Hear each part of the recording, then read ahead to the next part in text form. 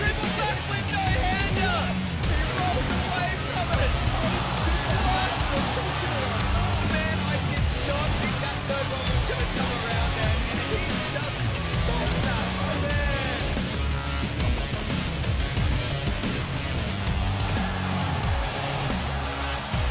Okay, that was so sick. Next time I maybe would have worn a different shirt, perhaps something that was tucked in.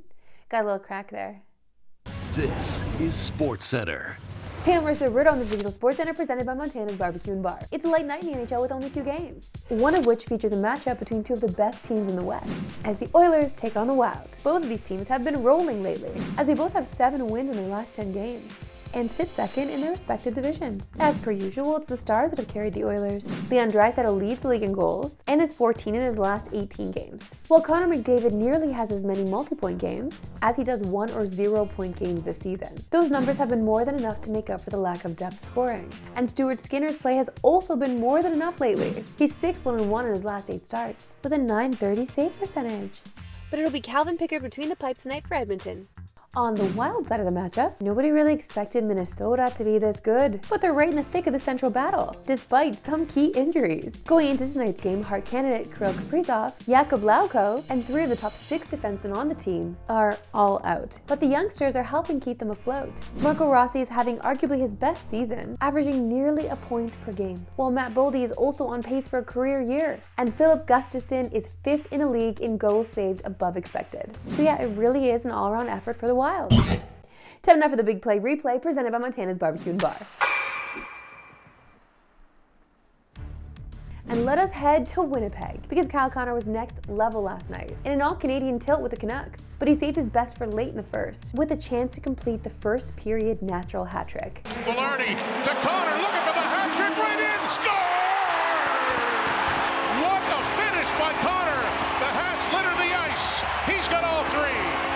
If you look up the definition of sizzling, the first photo you'll see would be Montana's fajitas, of course, but the second would be Kyle Connor. That was incredible to witness.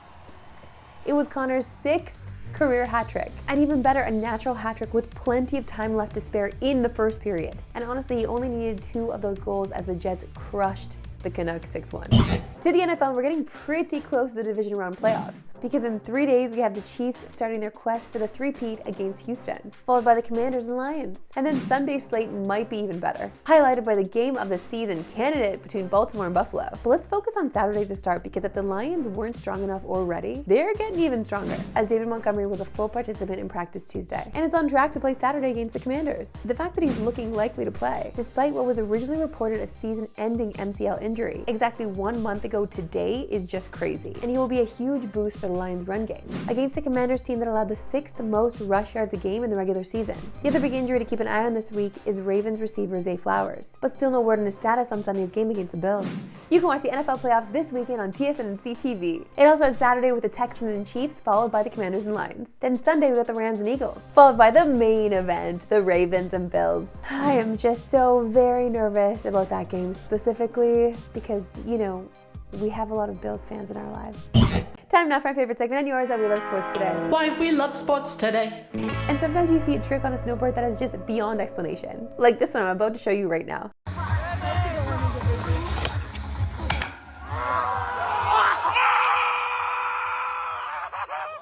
What?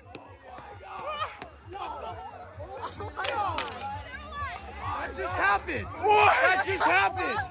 What? The first comment's like, how do you even practice that? How does it even happen? Like, I don't even know what a fail would look like on that. It's just horrendous. Now, joined by our gambling guy, Wes Chang. Great to see you, Wes. Hey, great to see you, Marissa. Wes, it's a rare day speaking to you following a Raptors win. So are you hammering that plus 660 against the Celtics on the money line tonight? Oh yeah, you know what? Why don't we alt spread it as well? Raps will win by 5, okay? But jokes aside, all right, I think this is a tough spot for the Raps because Boston, they haven't been good the last few games. I really worry this is a get-right spot for them. So, you know, they're going to come into this game wanting to get the ship back on track. Toronto, even without IQ, you know, there's some good things. Yeah, the defense got better, but I still worry about this team overall. I think against a Boston team that shoots a lot of threes, Toronto's not set up to stop this team. Okay, Wes, so it's not Raps money line, but I do need to hear your best bet for tonight. I like Derek White to hit 3+3s in this game. I really like the price as well. So I just mentioned it. Boston haven't been great in 2025. Derek White's a part of that. He's been slumping over these last 3 games. He's only made 2 3-pointers.